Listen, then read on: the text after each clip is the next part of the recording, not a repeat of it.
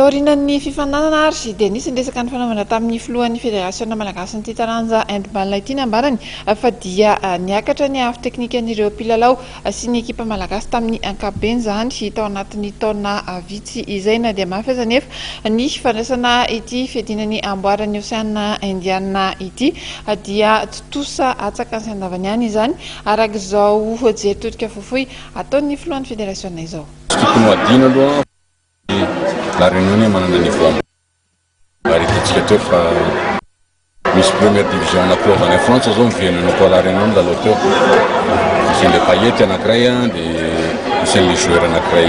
lapa be iny première division tany France any reny miverina manana ny marina somary vozitsika sy maninona fa reny zava-misy aloha mbola tsy ampy expérience ny joueur atsika admettre samy fisainana kelikely maninona azo amboarina daholo zany miteninao hoe anao coupe d'Afrique hoe junior aloha anao satria tsy maintsy anao phase finale tsika junior zany tsy maintsy manao ihany koa izy satria éliminatoire ny zone 7 amin'ny jeux africains teto amitsika na Maurice na itsika mahazo ny tena tsika zety satria raha reo zone 7 aloha mbola tokony resitsika daholo dia hito indray manaraka ho an'ny senior. Fédération natao mifandraisana le CCC iny araka letreretina dia fisotro faranana mafimafy aloha raha mifandraisana raha hoe mifandraisana koa zany sy l'organisation